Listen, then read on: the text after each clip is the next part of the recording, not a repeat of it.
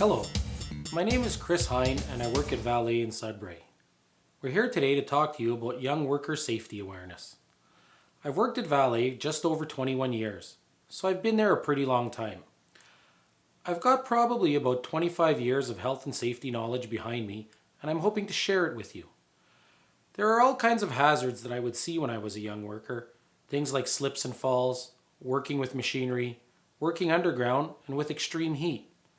Risks of being crushed or burned were present every day. Lucky for me, I got to work with some people who were very conscious about health and safety, and they shared that with me. I always thought to myself that I would be health and safety conscious too when I grew up, and that's why I'm here today, to pass my knowledge on to you. Today I'm going to tell you some stories that might not be easy to hear or that might even hit home. If they bother you, you can talk to your teacher after the presentation. We tell you these stories because when we asked young workers who were injured what they thought could help reduce injuries in the future, they said, tell them our stories. Tell them exactly what happened to us. So we set up a coalition to help deliver these messages.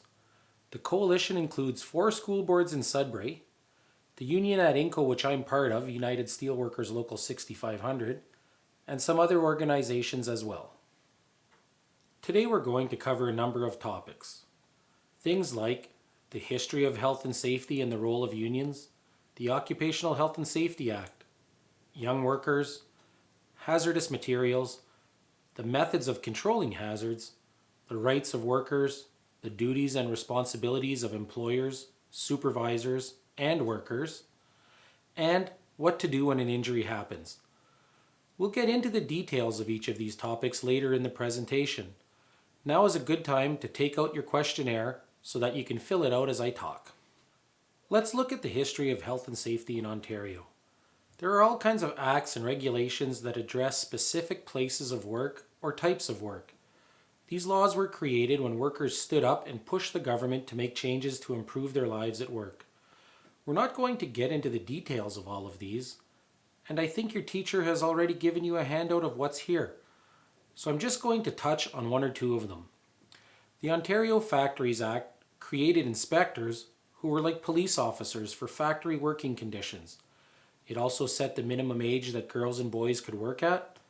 Before this law, children were able to work in factories performing child labor that we know today is not right. This act was revised over the years and was the start of the Occupational Health and Safety Act we follow today. Another important event was the wildcat strike in Elliott Lake. A wildcat strike is an illegal strike. The workers were dying at an alarming rate from illnesses that they got working in the uranium mine.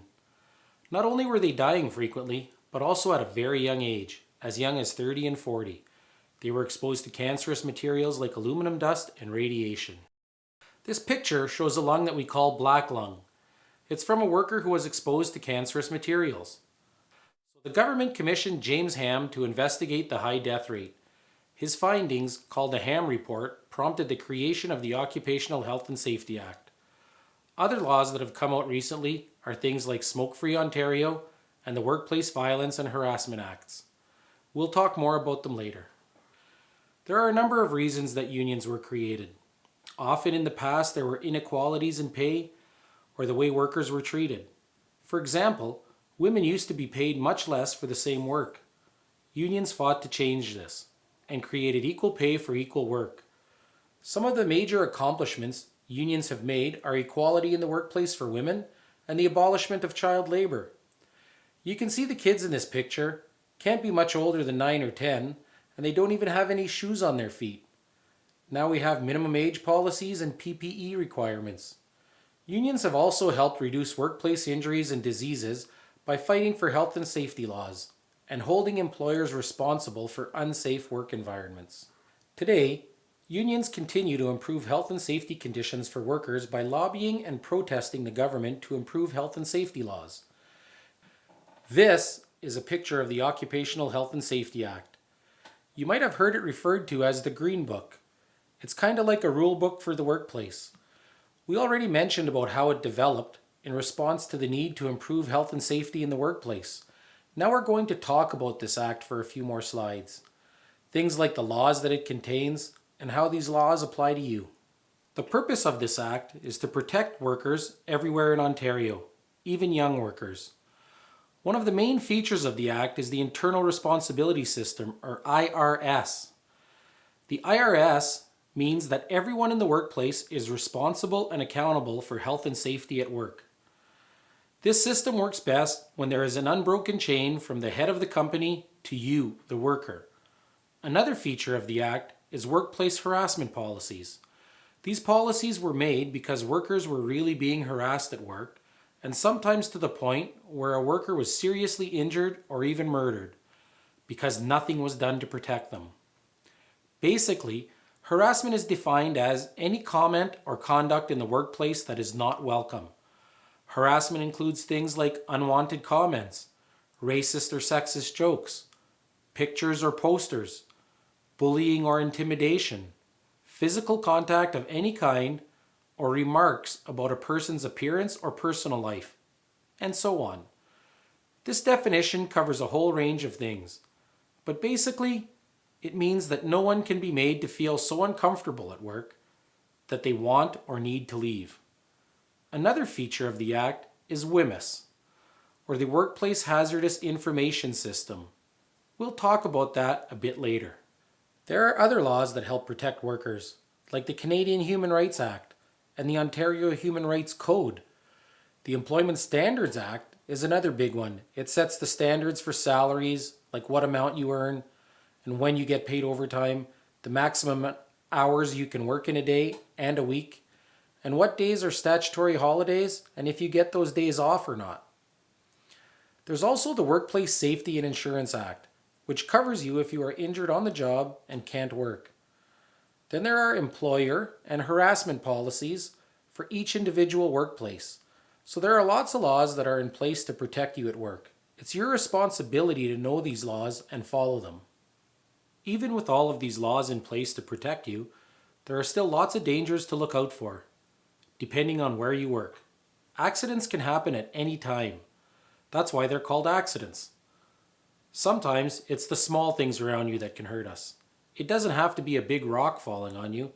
It can be something small, like a static charge that's on your body, like when you get up out of your chair and give someone a shock. Let me give you an example of a young worker named Sean. Sean had a static charge on his body, and when he went to open some chemicals he was working with, the spark ignited with the chemicals and burned 97% of his body. He died in hospital a few days later. It was only his third day on the job. Things like this can happen if we're not aware of the dangers around us. So we're going to show you a quick video to show you how easy it is to be unaware of something you aren't paying attention to. Here's the idea. Let's say that I'm a movie producer who comes to you and says, I'm going to give you $500 if you can tell me the exact number of passes the white team makes in the video.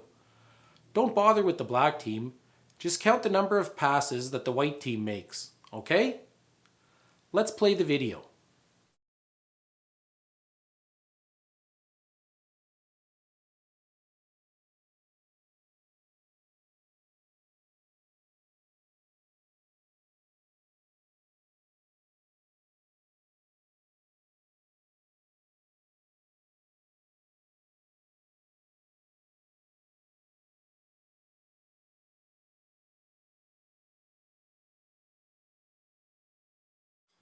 How many passes did you count? More importantly, did you see the gorilla? Most people don't see the gorilla, but he's there. I'll prove it to you and I'll play the clip again.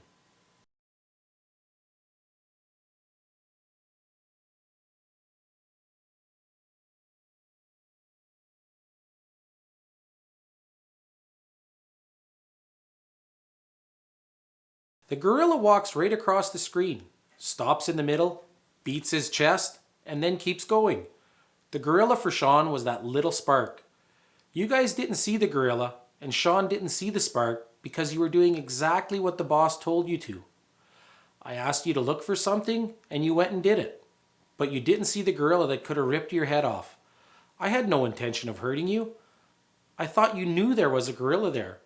I believe that no boss has the intention of hurting you. But the fact is, everyone has things on their mind, their own issues, their own experiences, And this awareness test just goes to show you what can happen if you're not aware or are not paying attention in every situation.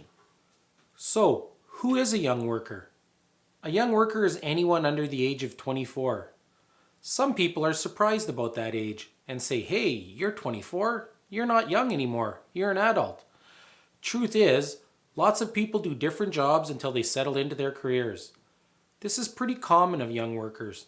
They try lots of different jobs and don't stick with the same one for very long. So that's why the age is 24. The stats say that 1 out of 3 young workers will be injured. 1 out of 3. Some of these injuries might be minor, like a cut or a burn, and some might be severe, like a lost arm or a lost leg.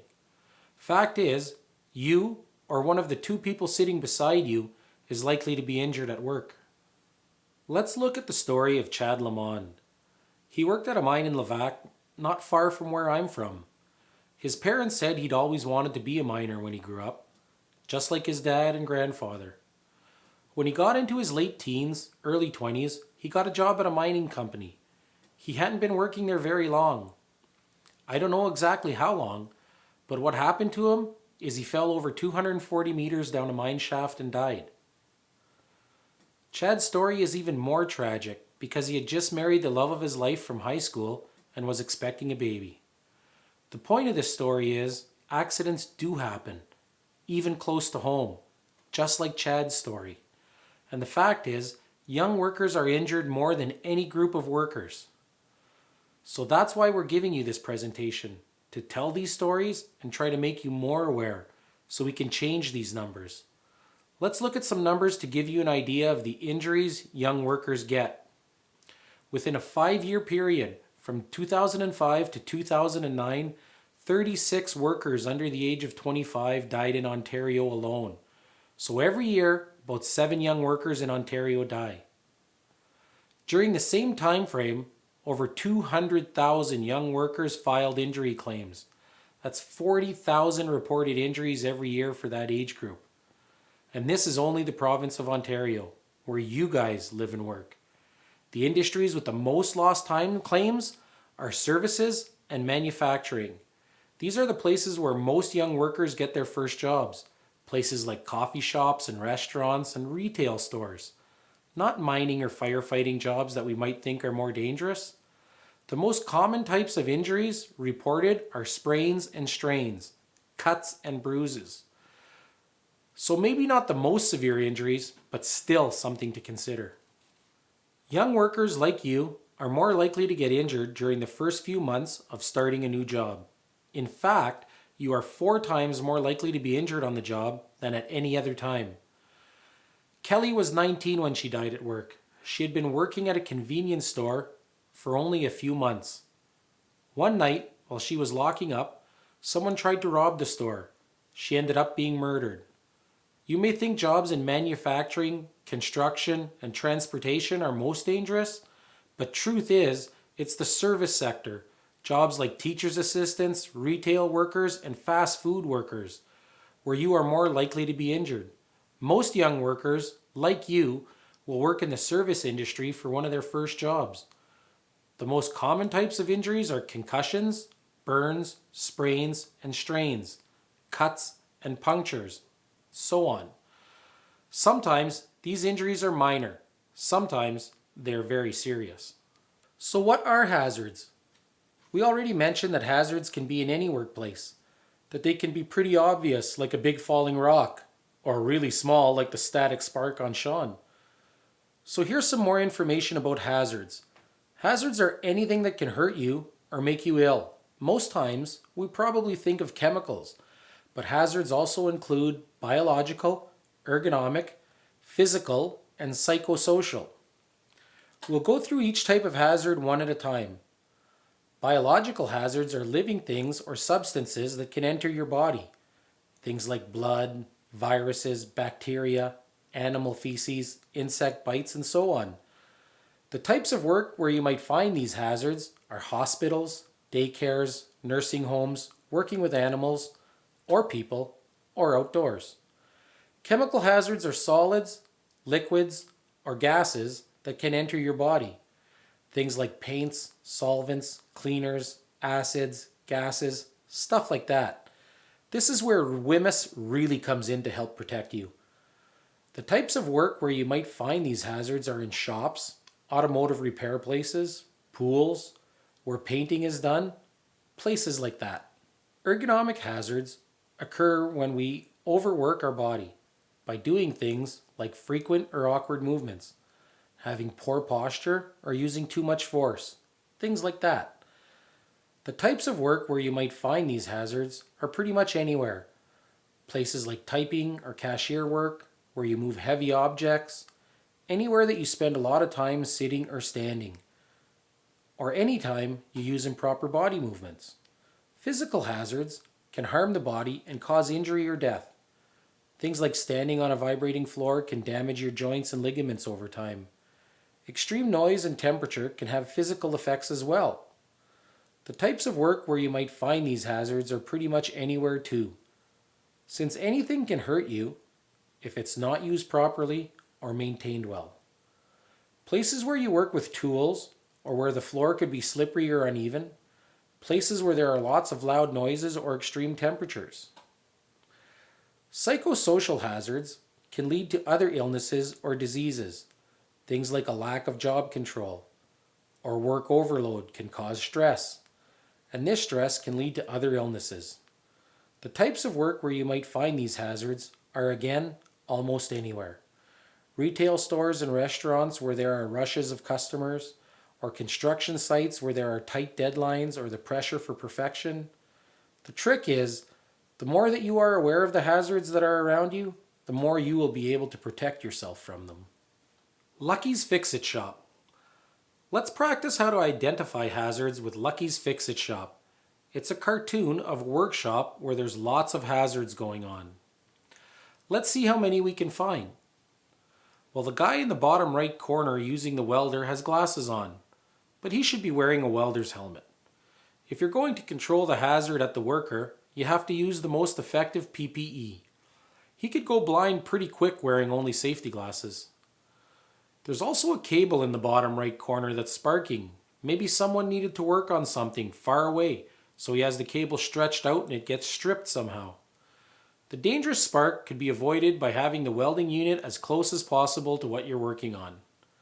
The stretched out cable is also a tripping hazard.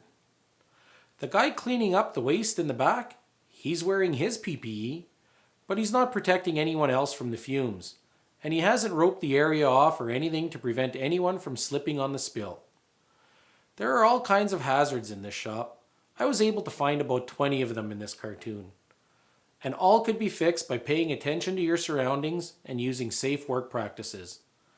The guy with the clipboard doing the safety check should be saying, "This is no good. Rope off this area. Contain the fumes over there. Get a proper shield for that grinder," and so on. So let's take a short break now, and when we come back, we're going to talk about WHMIS.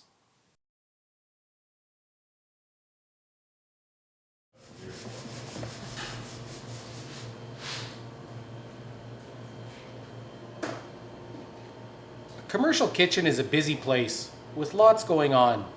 They use caustic detergents and poisonous degreasers as well as TSP to clean up. If you don't know what that all means, you're like most new employees in this setting.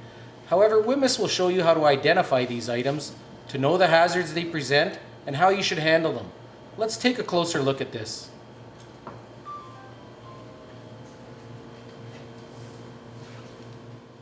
So now we get into WHMIS. WHMIS is the Workplace Hazardous Materials Information System. We've talked a bit about this already and said it was a really important part of workplace safety. WHMIS is Canada's national standard for communicating hazards. So this system is going to be the same in Alberta as it is in Ontario. It makes sure everyone has the same information. This system requires that products used in a workplace have a cautionary label, a material safety data sheets, and that workers get education and training on these products. Anytime you see one of these symbols, you should get a warning and think, "Whoa, I need to be careful with this product." You use that symbol to identify what kind of product you're working with and to get the information you need to work safely. There are symbols for compressed gases, flammable and combustible products, oxidizing products, poisonous and infectious agents, and corrosive and dangerously reactive materials. So when you see these symbols, you know that something's going on with this product. This is what the container of a Wemyss product is going to look like.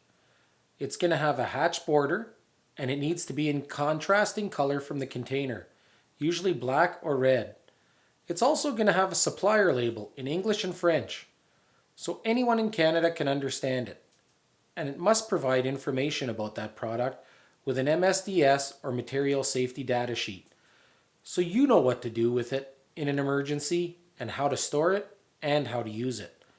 Some products can harm your health and even cause death. Take these 3 examples here. The first symbol is poisonous. Exposure can cause immediate and serious health effects, like burns or coma if it touches your skin or is inhaled. You might see this label on things like detergents or fertilizers. The second symbol is toxic. Exposure to it can cause other toxic effects over a period of time, like cancer or reproductive problems.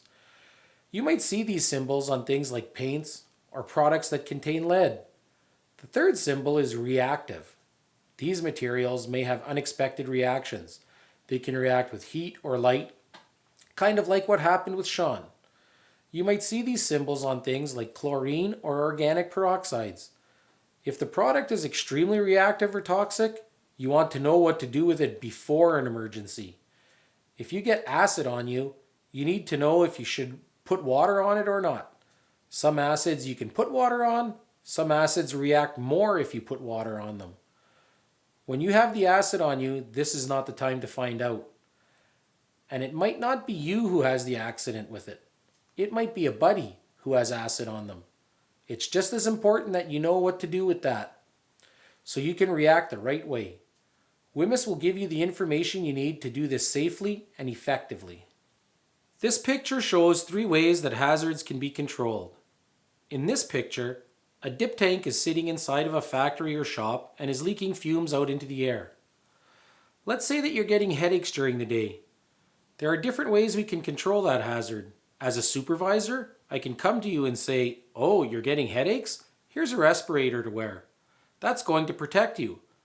But the pollution's still in the air. As a supervisor, I might even say, "You know what? I don't want the pollution to get to you because I care about you. So I'm going to set up a fan and blow all the toxic air out the window before it reaches you."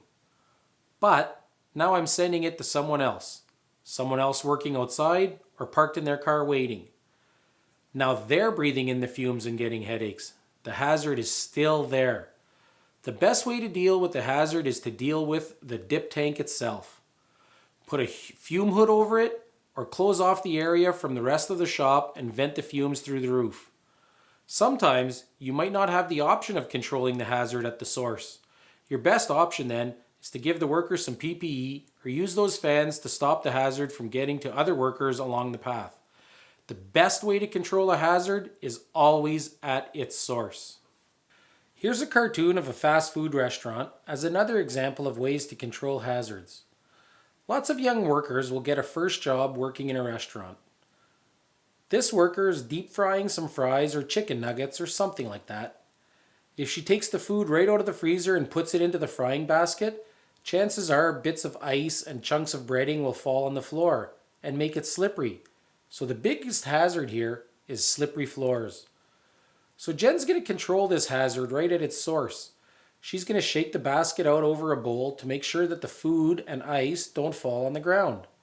So that's an awesome job she's doing of controlling the hazard right at the source. Now, chances are that some ice chunks are going to land on the floor. This is what we call operational controls. So to control this hazard along the path, workers are supposed to sweep and mop the floor to keep them nice and clean. Let's say the workers are supposed to do this every hour. These are often called safe work policies or procedures. Controlling the hazard along the path is not as effective as stopping the hazard at its source, but it still helps reduce the chances of slipping and falling if these safe work practices are followed properly. Lots of employers in restaurants will make their workers wear anti-slip footwear as a form of PPE. You can buy these shoes at lots of places like Walmart or Marks. PPE is at the worker. This is going to protect the worker, but the hazard is still there. By wearing these anti-slip shoes, the hazard is controlled at the worker. The floors may still be slippery and are still a real hazard, but by wearing anti-slip shoes, workers are less likely to slip and fall than if they were wearing shoes with no grip or no rubber. Again, the best way to control the hazard is at the source. Let's look at the story of David Ellis. When David was 18, he got a job at a large-scale bakery where they have these huge industrial mixers. On his second day on the job, he got pulled into one of the huge mixers and was killed at work. He was only supposed to be there 2 weeks, but unfortunately he only worked there a couple of days. And that's why accidents happen, because we're doing things at work that we're not used to, that we're not familiar with. So we're not aware of the hazards. A lot of injuries that happen to young workers could be prevented if they had the right awareness and training, and if they feel that they have some rights at work that they can use to help keep them safe. Workers in Ontario have rights at work and no one can take them away. We all have 3 fundamental rights. Not your parents, not your boss, not a supervisor, not a lawyer. No one can take them away. These rights are the right to know, the right to participate, and the right to refuse unsafe work. These rights in the Occupational Health and Safety Act are written in people's blood. People paid for these rights with their lives, so we use them, not abuse them. You should all know that you have the right to know, the right to participate, and the right to refuse unsafe work. And you should feel comfortable to use them at any time. We're going to look at each of these rights in more detail and use David's story to help explain them. You have the right to know. What's the right to know? David and all workers have the right to know about the dangers on the job and to have information to help them do their job safely. This applies to you guys too. If employers know about dangerous conditions, they are obligated by law to inform their workers about them. They must make sure that you have the information you need so that you can do your job safely. You can ask your boss or supervisor where to find this information at work if you are not sure about it. David had the right to know that the mixer could pull him in if he was too close or worked on them when they were not locked out. His boss should have told him about all the moving parts in the machine that could cut off his arm or even kill him. When a machine is locked out, it's like unplugging it. Even if the machine is accidentally turned on, it will not work because it's basically unplugged. You have the right to participate in your health and safety at work. What's this right all about? David and all workers have the right to get involved in improving health and safety conditions in their workplace. To help make your job safer, you can become a health and safety rep or be part of the health and safety committee. You can also get involved in training and information sessions to help you do your job more safely. David had the right to approach the supervisor and say, "Hey, I think the mixers should have lockouts on them so that they can't be started accidentally." He had the right to take a look at the machine he was working on and verify that it was turned off. He didn't have to take his boss's word for it. Maybe David was going to work on mixer number 3 and his boss thought he had turned off mixer number 3, but he'd actually turned off mixer number 4 because that's the one he was working on the other day. Now, I'm not saying that's what happened. I'm just trying to make the point that you have the right to go and take a look at machine number 3 and make sure that it is turned off too. It's your right to be involved in your safety at work. Never be afraid to ask questions, especially when it comes to your health and safety. Everyone should encourage these kinds of actions, so never feel like you can't get involved. You have the right to refuse unsafe work. This might be the most important right of all. If you think that the work you're asked to do could be dangerous to you or another worker, you have the right to say you're not going to do it until it's proven to be safe. This doesn't just mean that the work has to be dangerous to you. You can refuse to do something if the work is safe for you, but it could hurt someone else. Let's say your boss wants you to use a crane to move a heavy object. Maybe you think that the rope's old and frayed, and that it might break and drop the load you're moving onto your buddy. You can refuse to do it until a new rope is supplied and tested. Not only is an employer obligated by law to tell you if there's anything dangerous in the workplace, you, as a worker, also have a legal obligation to tell your employer about anything you think is unsafe in your workplace. Maybe your boss hasn't seen the rope lately, but you notice that it's frayed. You have an obligation to tell him you think it's dangerous. You don't need to have concrete evidence to refuse work you think is unsafe. It can be a hunch or a gut feeling that it's dangerous and doesn't need to have supportive evidence. You need to act on that and say, we need to have a better look at this. Make sure it's safe. Maybe even bring in an expert. In a minute, we'll go through this process of what happens when you refuse work you think is unsafe. So, when can you refuse work you think is unsafe? You can't abuse this right and just say out of the blue, I refuse to do that, just because it's a crappy job or some steel worker told you not to do your job because it might be dangerous. You need to have a legitimate reason. You don't use this right recklessly.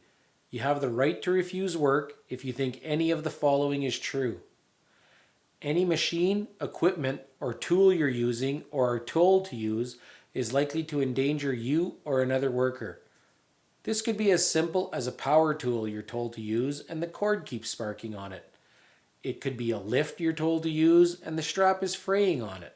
Another reason could be the physical condition of the workplace is likely to endanger you or another worker. This could be a set of stairs that has no railing or a shop that's flooded and there's water all over the floor. You have the right to say, I'm not working around that until we get a rail put up or that area is roped off. You can exercise your right to refuse when you are asked to use or do something that breaches an act or regulation and is likely to endanger you or another worker. This could be working at a certain height with no safety harness or driving a company vehicle without a license or insurance. Some examples of unsafe work are operating any equipment or tool you have not been trained to use, using the wrong tool for the job or an unguarded machine, entering spaces that have not been proven safe, and lifting an object that is too heavy. We find that young workers have a hard time telling someone about work they're not sure on. We're going to go through the work refusal process using the example of a young worker, Brent, who's working at a golf course for the first time.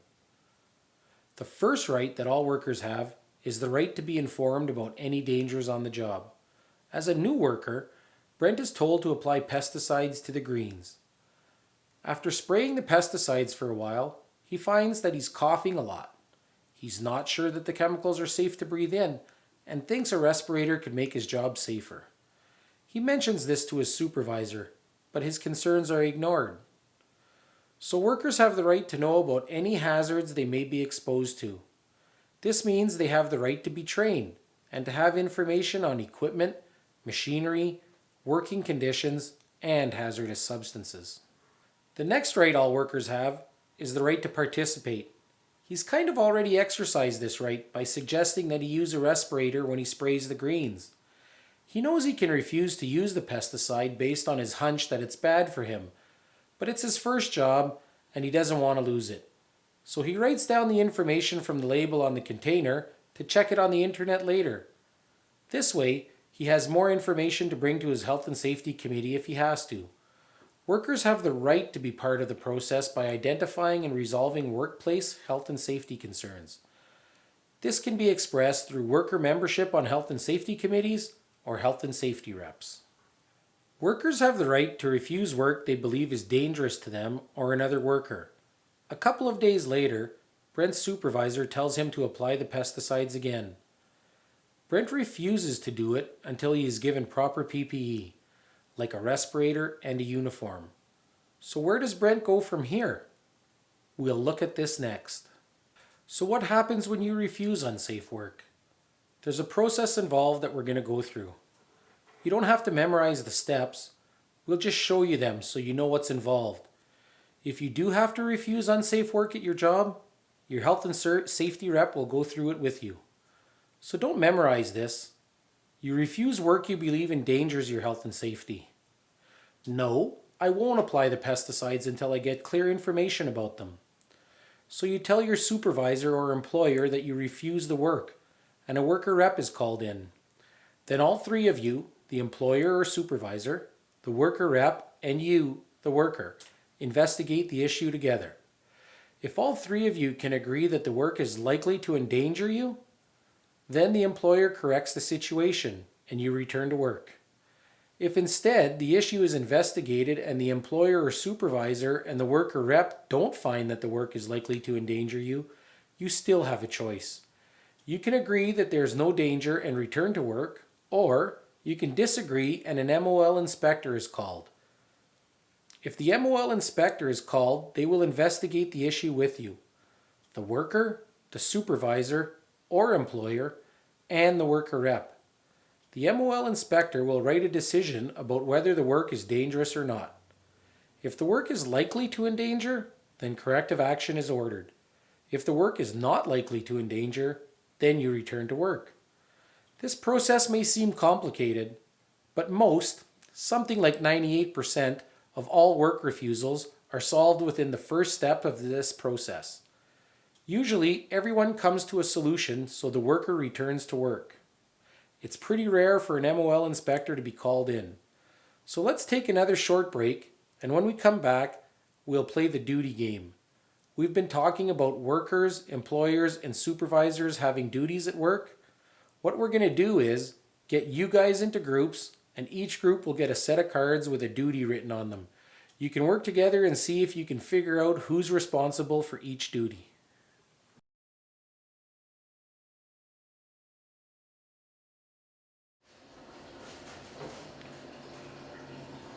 Many young workers get their start in a commercial kitchen. There are plenty of hazards: slippery floors, boiling oils and waters, sharp knives, hot ovens. Your employer has a duty to inform you of the safety hazards of the job you are about to perform and take all reasonable precautions to ensure your safety. Let's take a closer look at the duties and responsibilities employers have to ensure a safe workplace.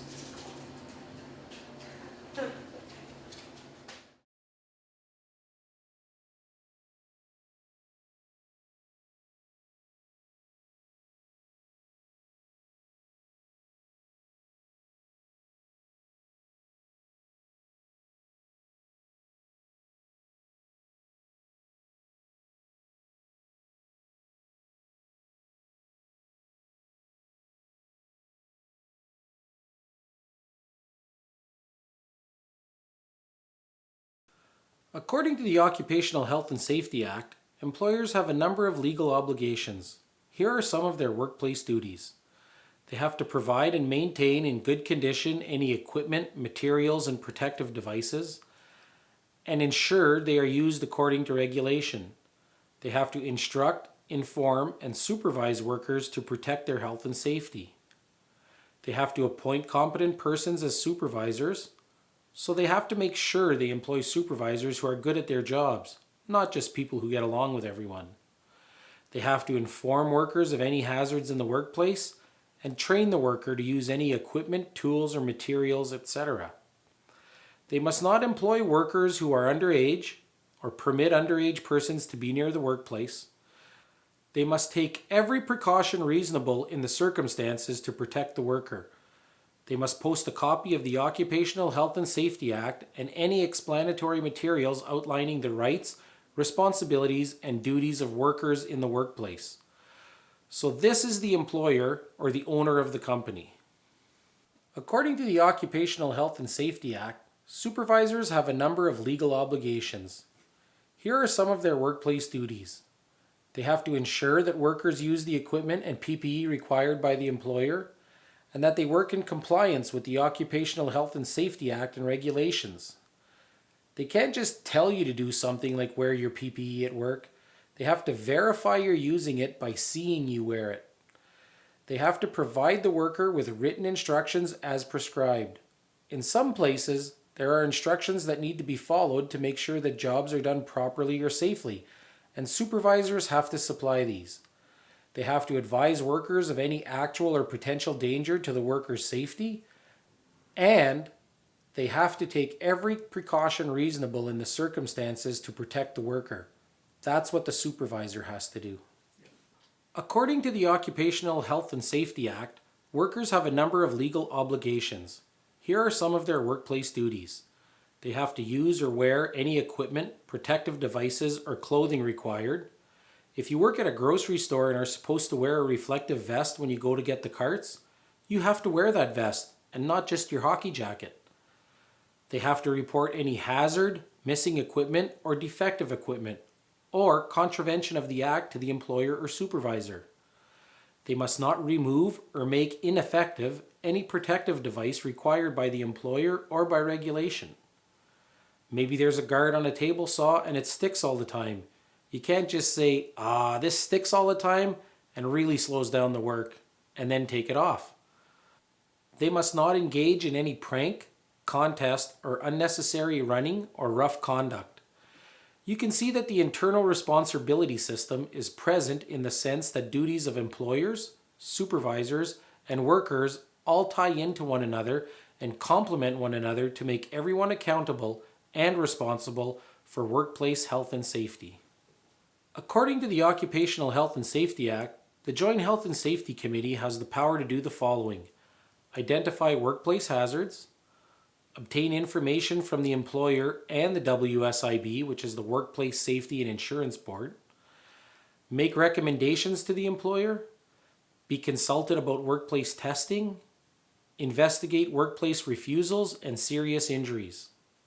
So, if 1 out of 3 are likely to be injured at work, do you know what to do when it happens? Let's find out. What do you do if you get hurt? You have to report the incident right away. You have to go to the first aid station immediately. You need to notify a staff member trained in first aid. You need to leave the workplace if the injury requires medical attention. You don't just tough it out because you need to get paid for a few more hours or you think you look silly for getting help. You report the injury to your co-op placement teacher as well and file a claim with the WSIB as soon as possible. Your supervisor has responsibilities too. They have to provide first aid according to standard first aid practices. They are required by law to have first aid training. They need to make an accurate account of the incident and the first aid they gave. Then they have to take measures to prevent the incident from happening in the future. Employers need to arrange transport to medical care. They can drive you or they can arrange for you to take a taxi or ambulance. The employer must pay for the transportation and they must pay you for a full day's wage. They must also identify the cause of the injury or illness and keep a record of the steps taken to correct the problem. Then they have to file an employer's report of injury disease, now known as Form 7. So please, play your part to work safely. When you enter your co-op position, you have to think safety first all the time. You have to be aware all the time, every time you start a new first job or change positions. You have to report unsafe conditions. You might know of a dangerous condition at your placement, maybe some door that slams shut, or some guard that doesn't work right, but maybe I don't. If you don't report it, I might crack my ankle or go and chop my fingers off. And every time you see me limp or look at my missing finger, you'll be reminded of that for the rest of your life. You have to dress safely for the job. If you get a job returning carts at a grocery store, you need to wear your reflective vest and not your hockey jacket. You have to be alert for hazards. You always have to be on the lookout. If you know that moving parts have to be lubricated, you should get in the habit of looking for greasy spots on the floor from them dripping. That kind of stuff. You have to know emergency procedures. You have to know what to do in case of an emergency. When a fire alarm goes off, you need to know what to do and where to go. It's unlikely you'll be required to put out the fire, but if you do have emergency procedures expected of you, know what you have to do before the emergency happens. You have to report all injuries. You have to. You don't hide them. Hiding them can only lead to disaster. I hope my message is loud and clear to you.